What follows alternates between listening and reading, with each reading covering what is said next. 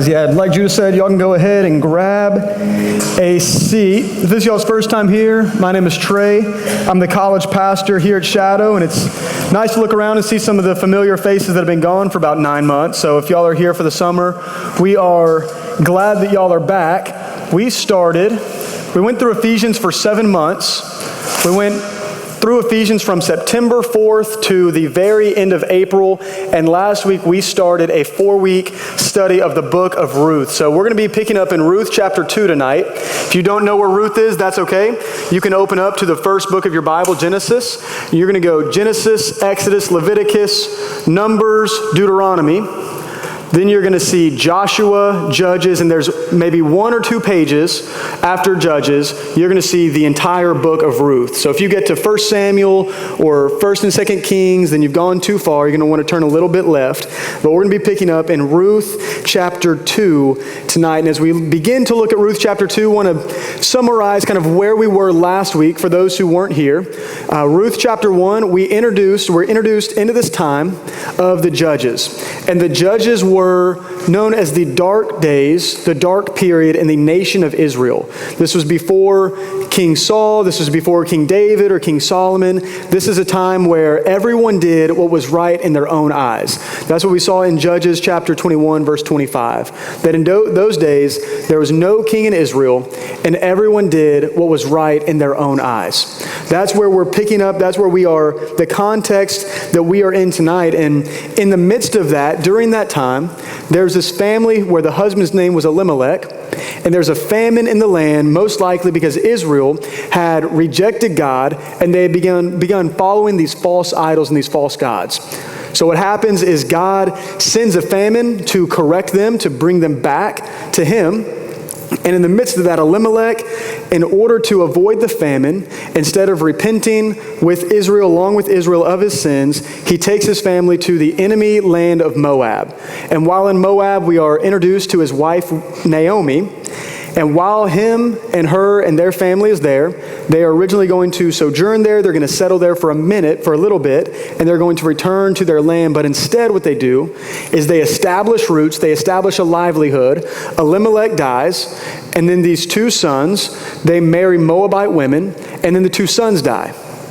Then Naomi, as she is in the fields of Moab, she hears that the Lord has visited his people, that food is on its way back, that the famine is over, and she decides she is going to return home to her land of Bethlehem, to her city of Bethlehem. And as she's on her way, she tries to convince her 2 daughter-in-laws to return back to their people. So you have Orpah, who eventually goes back to Moab, and she stays there with her family, but Ruth clings to Naomi. She returns with Naomi. And as Naomi enters into Bethlehem, it says that all of the women are asking, is this Naomi? Is this the same person that we knew from at least 10 years ago and maybe even longer than that? And she says, don't call me Naomi, call me Mara, for the Lord has dealt bitterly with me. I left full, but I have returned empty. I left with this full family. I left with a husband. I left with 2 sons. I left with my family having hope and a future. And now I'm returning with nothing but my Moabite daughter-in-law. I have returned empty. But we see this glimpse of hope at the very end of chapter 1 when it says that it was the beginning of the barley harvest. That the same thing that led Naomi and Elimelech out of Bethlehem is now the same thing that Naomi has returned for. She left because of a lack of food, because Elimelech brought them out, but now she's returned and there's now food. There's a sense of hope at the very end of the chapter. And what we find is that she doesn't return empty, but God has already been working through Ruth to set this story up for an arc of redemption. And that's where we enter into tonight. As we look at chapter 2 and verse 1, they have just arrived in Bethlehem, and Naomi and Ruth are now going to be back home. So it says, now Naomi had a relative of her husband's, a worthy man of the clan of Elimelech, whose name was Boaz. And we haven't met Boaz yet, but the writer's giving us an idea. Hey, this is somebody who may be important later on. This is somebody who we don't get to meet all of the other family members. We don't hear about all of the other relatives. But for some reason, the writer of Ruth highlights this man, Boaz, because he is going to become an important character even just in a few verses. And Ruth, while they get to Bethlehem, she recognizes a crisis. She recognizes a need. They need food. They have just traveled from Moab all the way back to Bethlehem, and Naomi and Ruth are no doubt hungry and tired. So this is where we pick up in verse 2. It says, "And Ruth the Moabite said to Naomi, 'Let me go to the field and glean among the ears of grain, after him in whose sight I shall find favor.'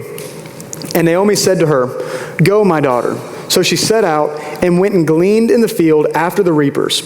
And she happened to come to the part of the field belonging to Boaz, who was of the clan of Elimelech. And behold, Boaz came to Bethlehem, and he said to the reapers, 'The Lord be with you.' And they answered, 'The Lord bless you.' Then Boaz said to his young man who was in charge of the reapers, 'Whose young woman is this?' And the servant who was in charge of the reapers answered, 'She is the young Moabite woman who came back with Naomi from the country of Moab.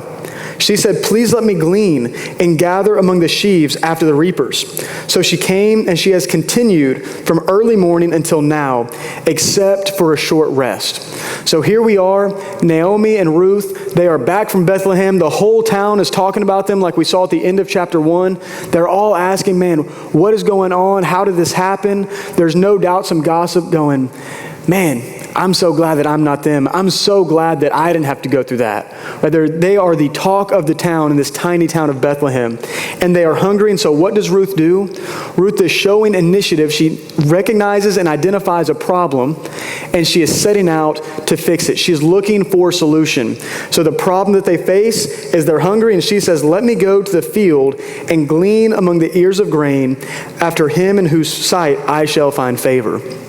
And what gleaning was a practice where those who were of the lowest class, the poorest class, those who were orphans, those who were widows, those who were foreigners, those who were impoverished, they would be able to go to the fields and they would be able to pick up the scraps. And this was provided through Leviticus 19 verses 9 and 10, where God actually ordains this practice. He tells the harvesters, the reapers, to leave parts of the field untouched so that those who are poor would be able to eat. And he says them to leave that, and then also what you drop by mistake, don't go back and pick up. Leave for those who are poor so that they can come back so that they can get food. It was sort of a social safety net, not in the way that we have it today where we just write somebody a check and we give it to them. This was a way where they would be provided for, but they had to work for that provision. There was some provision there, but they had to put forth an effort to do it.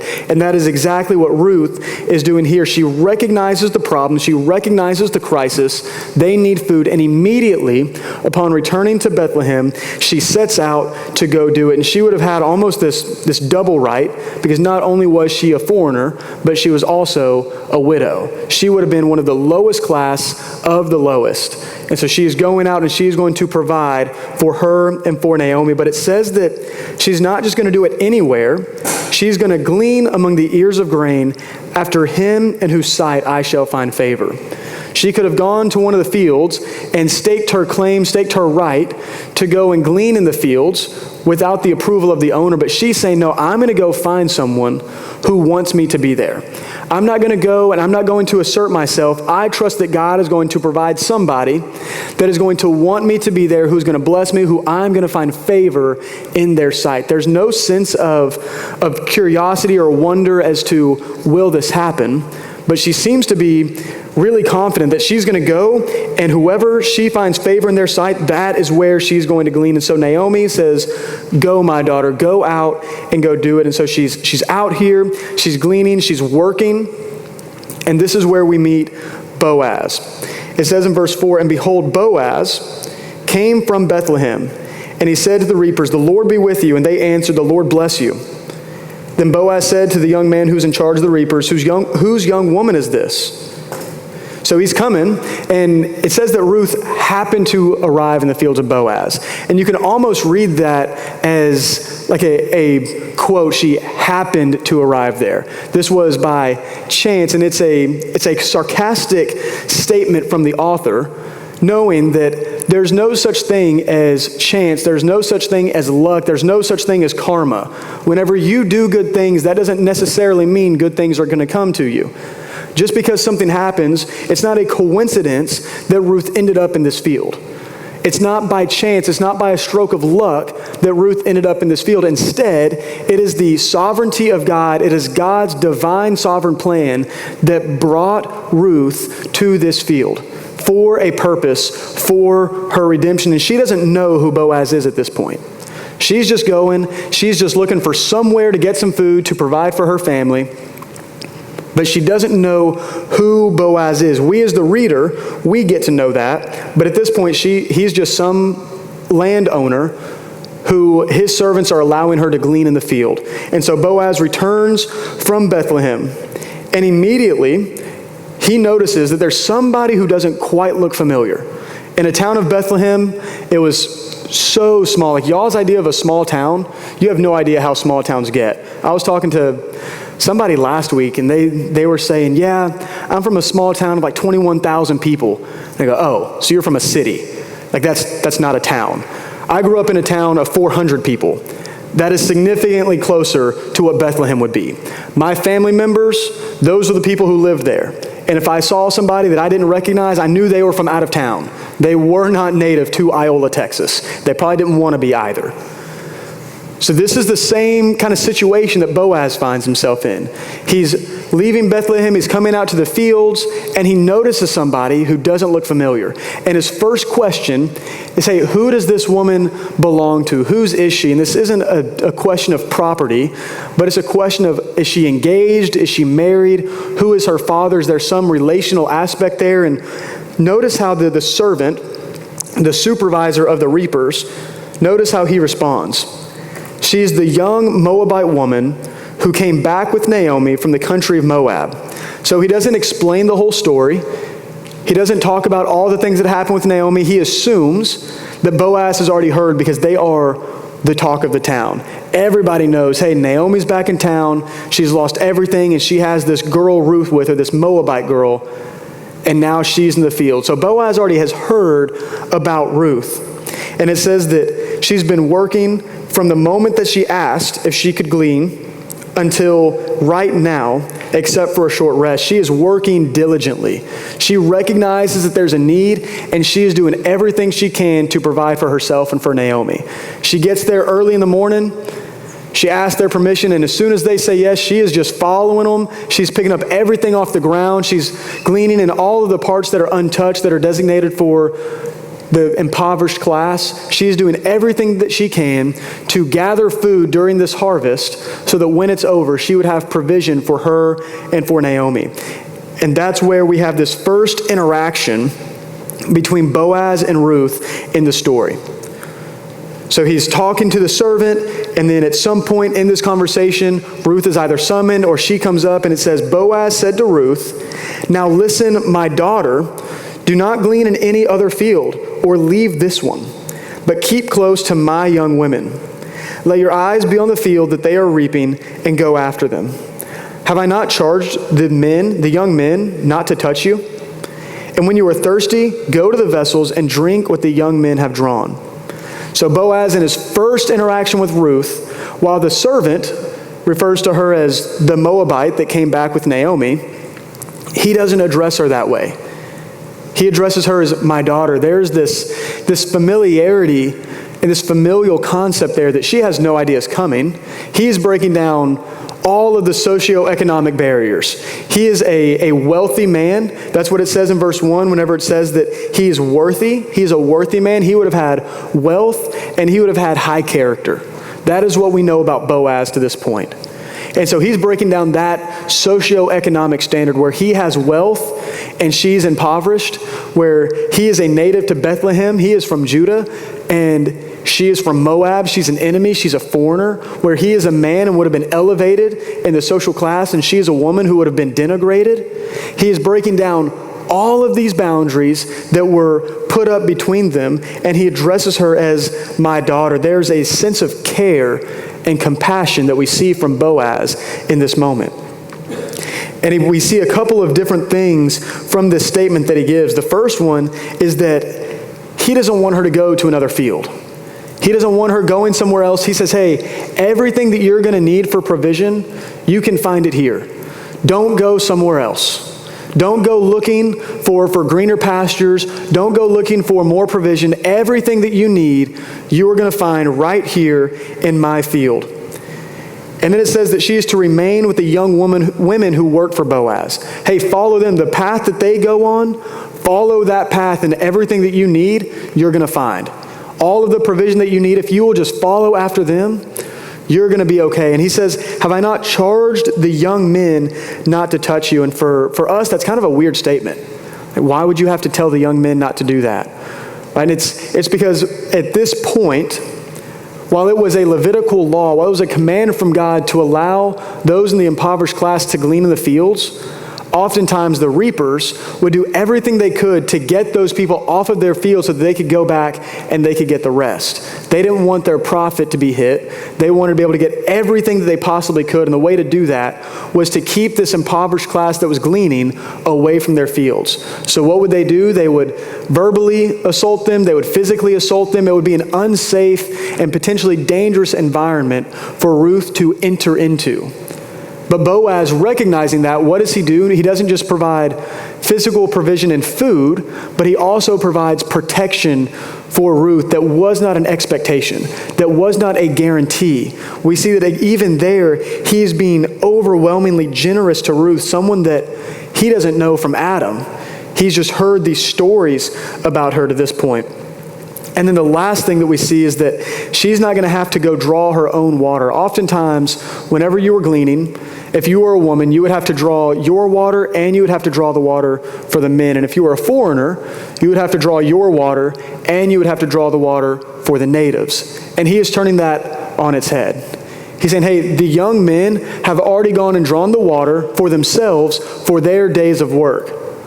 But instead of you having to do that, not even for yourself, you can just go and you can get the provision that they have already drawn for themselves. Whenever you get thirsty, don't feel like you have to go work for it. Just go to what they've already got. And he is providing for her in everything that she needs. He recognizes the need that she has, and he is going to meet her where she is. And her question in response to this makes a lot of sense. It says she fell on her face, bowing down to the ground, and said to him, why have I found favor in your eyes, that you should take notice of me since I am a foreigner? She's saying, Boaz, why do you care about me? Why are you giving me such special treatment when I didn't ask for it? I don't expect this. I just need to be able to get food. What is it about me that you are finding favor, that I'm finding favor in your sight? And this is his response. It says, but Boaz answered her, all that you have done for your mother-in-law since the death of your husband has been fully told to me, and how you left your father and mother and your native land and came to a people that you did not know before. The Lord repay you for what you have done, and a full reward be given to you by the Lord, the God of Israel, under whose wings you have come to take refuge. Then she said, I have found favor in your eyes, my Lord, for you have comforted me and spoken kindly to your servant, though I am not one of your servants. So what is Boaz's reason? Why is he treating Ruth so well? It's because he already knows who she is. He has already heard of the selflessness and the courage and the love and the loyalty that Ruth has displayed to Naomi.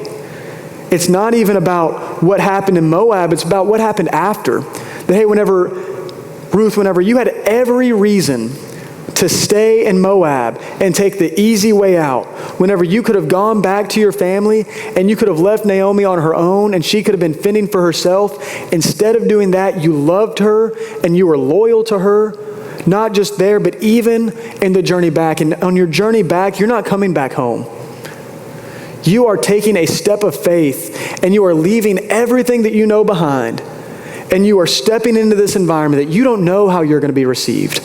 You don't know how others are going to treat you. You know that you're probably not going to be treated as well as if you had stayed home. So he's heard about the loyalty and the love and the courage of Ruth in this moment and the way that she has cared for Naomi. And because of that, because of her reputation, Boaz is going to give her favor in provision. Her reputation preceded her interaction with Boaz. And for us, our reputation does not define us, but it does impact the way that others interact with us. Your reputation that you have does not define who you are, but what we see in Ruth is that God uses the good reputation of Ruth. He uses what she has done in the past, and he uses that to give Ruth favor in the eyes of Boaz. So while your reputation, the way that others see you, while that does not define you, it does impact the way that others interact with you. And we can't miss that reality in this text, is that because of how Ruth had acted in the past, because she had acted toward Naomi in the past, now she is reaping some of those benefits. Because again, she doesn't know that Boaz has a personal interest. She doesn't know that Boaz is related to Elimelech, meaning that Naomi is one of his in-laws. She doesn't know that there really is a familial connection from Boaz to Naomi, that he has a vested interest in Naomi's well-being. And it says, I found favor in your eyes, my Lord. You have comforted me, and I have spoken kindly to your servant, though I am not one of your servants. Even though you don't know me, even though I'm not expecting this, you are still showing me so much generosity. And then there's a break in the paragraph, because at that point, they have this initial interaction, and Ruth goes back to work. Ruth goes back and she's gleaning, and then we pick up in verse 14, probably a few hours later. And it says, at mealtime, Boaz said to her, and mealtime would have been lunch. So she's been working all morning. She had this interaction with Boaz in the morning. And now it's time for lunch, and Boaz is going out and he's saying, hey, y'all come in and eat. The people who work for me, y'all come in and eat. And he says to her, come here and eat some bread and dip your morsel in the wine. So she sat beside the reapers, and he passed to her roasted grain. And she ate until she was satisfied, and she had some left over. So it's mealtime. Boaz saying, hey, those of y'all who work for me, y'all come eat. And this is already uncommon. This is already not something that happens. The wealthy landowners don't generally eat with their servants. That is a separate thing. So we even there see that Boaz is uniquely generous and uniquely kind, that he doesn't see the same social structures that maybe some of the others do, where he could have elevated himself. He chose to see himself as equal with others, and not just those he served, but he even calls this seemingly random foreign woman to come in and eat with his servants. So not only has he told the men not to harm her, not only has he said, hey, you can use their provision of water, not only has he said, follow my women and stay in my field and the provision that you need will be supplied to you, he's saying, hey, now come in and eat with me and my people. I'm inviting you in, and it's not even that she just gets to eat with them, but it says he was specifically the one who passed to her roasted grain. He was passing her food where a servant would have generally done that. He is showing this just incredible humility throughout chapter 2, where he doesn't see himself as higher or better than or above serving even the lowest class of people, but he lowers himself, he humbles himself in the same way that Jesus humbles himself to serve us. Boaz humbles himself to serve the person of Ruth. And she gets this food, and it says that she ate until she was satisfied, and she had some left over. So he doesn't even just give her enough to satisfy her. He gives her even more than she needed. Just in the same way that God gives us not just the mercy that we need, but abundantly more mercy than we need, abundantly more love than we could ever comprehend. That is what Ruth is pouring out over, or what Boaz is pouring out over Ruth in this moment. So at the end of the meal, it says she rose to glean, and Boaz instructed his young men, saying, let her glean even among the sheaves, and do not reproach her. And also pull out from some of the bundles and for her, and leave it for her to glean, and do not rebuke her. So he's telling his servants, hey, as she gets back up, as she goes to continue working, don't just let her go get what's left over. don't just let her get the grain that we choose to leave for everybody else. We're actually going to give her some of the good stuff. We're going to give her some of the best grain that we find, the grain that you are intentionally reaping, the grain that you are intentionally harvesting, that you are saying, hey, that is what's going to be the best. That's what we are going to make sure that we take good care of. Intentionally leave that on the ground so that she can get even more abundant and even higher quality food. This would have been something that is just the climax and the peak of generosity of Boaz shown in this chapter. Because he's not just providing for Ruth for a moment. This is going to provide for Ruth and Naomi for weeks. This is going to go above and beyond. And just how much above and beyond? Well, we see in verse 17 just how much. It says, so she gleaned in the field until evening. Then she beat out what she had gleaned, and it was about an ephah of barley. And you read that and you go, man, what's an ephah of barley? What even does an ephah mean? That is a weight. So it is an amount of weight. So we use pounds, and that would be about 42 pounds of barley in one day. That is what she picked up. So she walked out. She left Bethlehem. She left the house. She's walking out to the fields. And in one day, because of the generosity of Boaz, because of the way that he provides for her and gives her the pickings of the best produce that they have in the field, she is now walking back carrying 42 pounds of barley. Guys, that's a lot of weight to carry. And that is way more than any other person would have been able to glean in a day or even a week. The provision that Boaz gave to Ruth is just this incredible amount. And that's why we see this interaction between Ruth and Naomi at the end of this chapter. It says she took it up and went into the city. Her mother-in-law saw what she had gleaned. She also brought out and gave her what food she had left over after being satisfied. And her mother-in-law said to her, where did you glean today? And where have you worked? Blessed be the man who took notice of you. So Naomi's here and she's going, I've never seen somebody pick 42 pounds of barley in a day and come back. Man, where the heck did you go? How did you get blessed like this? What did you do? Who was it that you were working with? Who was it that blessed you in just this incredible way that we could have never imagined, that we could have never expected? It says, the man's name whom I worked with today is Boaz.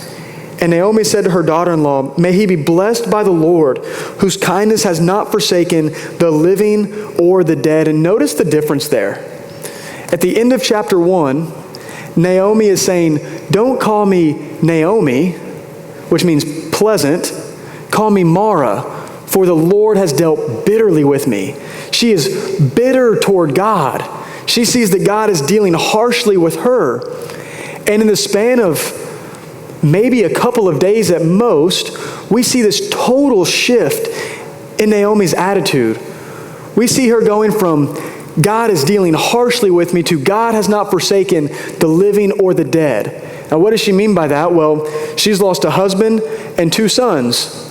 God hasn't forsaken them because the hope of their family would have been the continuation of their lineage. So whenever she returns from Moab, she feels like God has forsaken her and her family, that their lineage, their family line is going to end. And now in this moment, she's saying God is providing. God hasn't forgotten the dead. And not only that God hasn't forgotten Ruth and I as well. He is providing for our physical needs. And she hears about Boaz.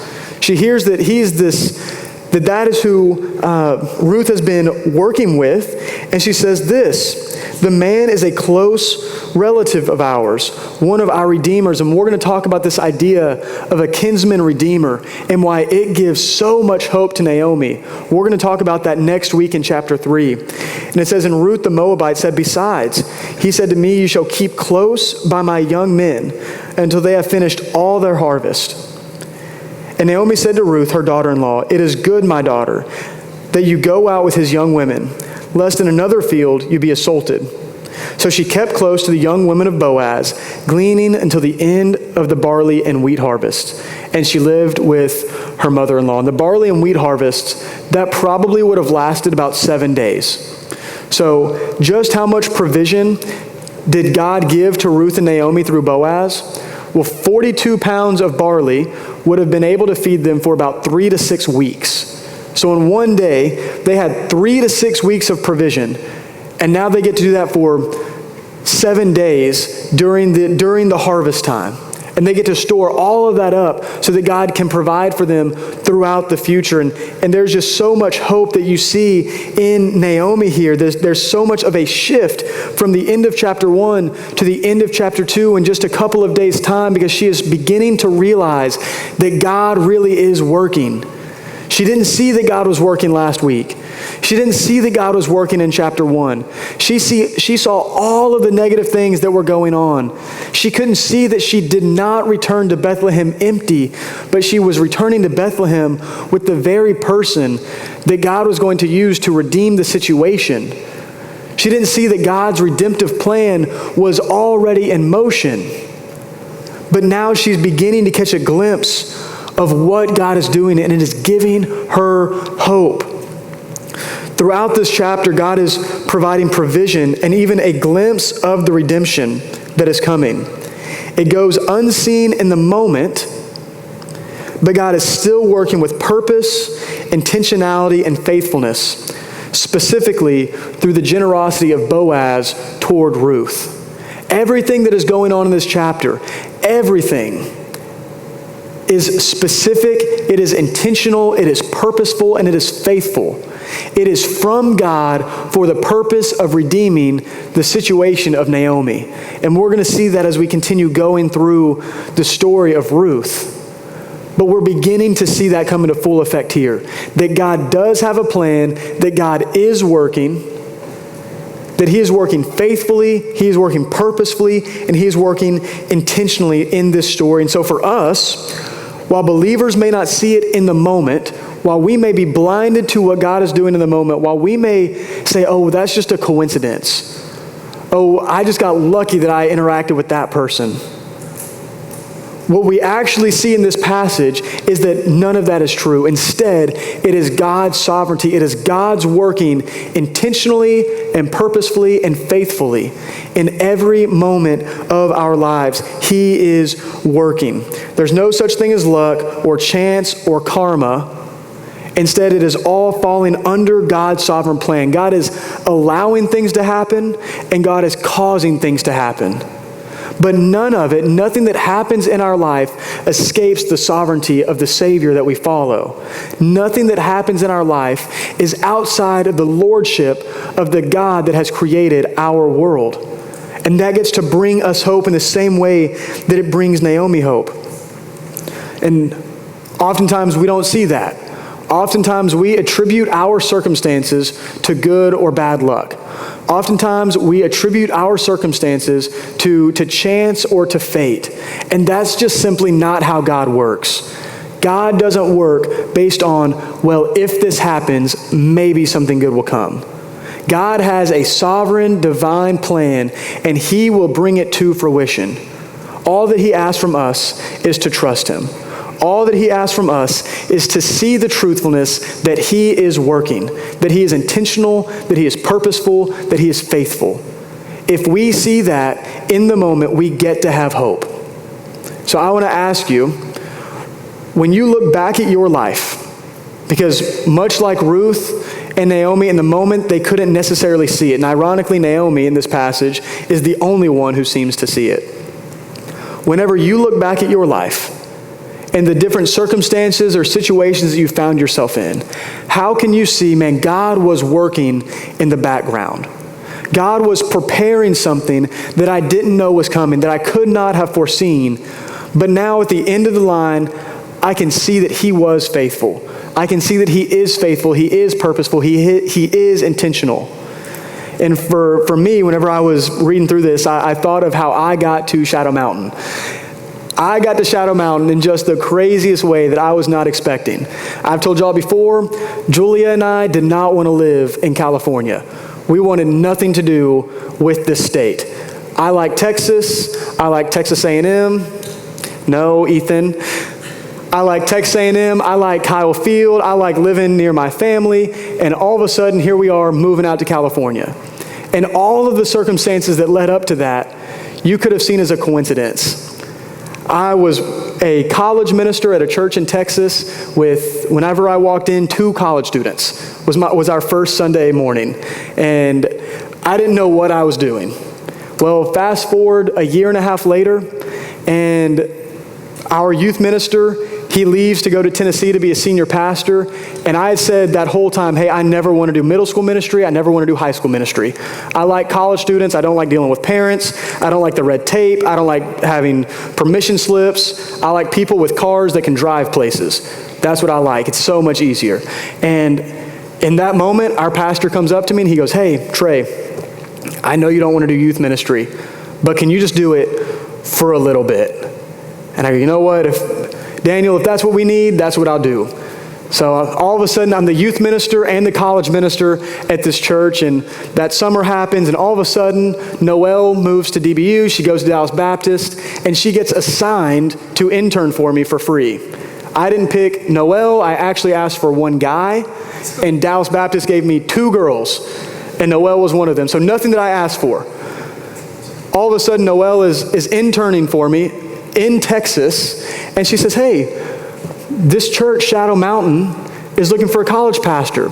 And Noelle remembers what I said. I said, well, I hope y'all find one. Because I had no desire to be the college pastor at this church.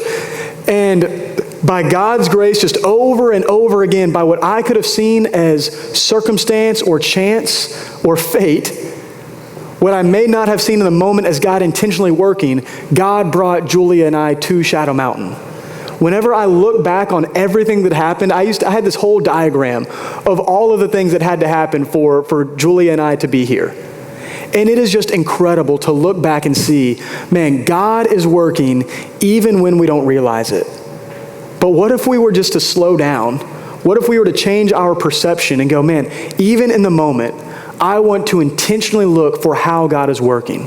I want to see how God is moving in my life, what He's doing in my life right now in the small things and in the big things. And that's my hope and my challenge for you tonight is I want to challenge you to take some time. And I want to challenge you to look back on a situation where you thought there's no way this is going to be the outcome. But by God's sovereignty, by God's providence, by God's grace, He was intentionally working even when you didn't realize it, to bring a plan of redemption, to bring a plan of providing and provision. How has God been working in your life? And how can you change your mindset to be like Naomi is here and seeing it in real time? Having hope and recognizing that God is working, and He is working with purpose, and He is working with intentionality, and He is working with faithfulness. I'm going to pray for us, and then we'll go into our time of discussion. Lord, You are so good. God, You are good in ways that we would never expect, that we would never foresee, that God, maybe even we would never choose.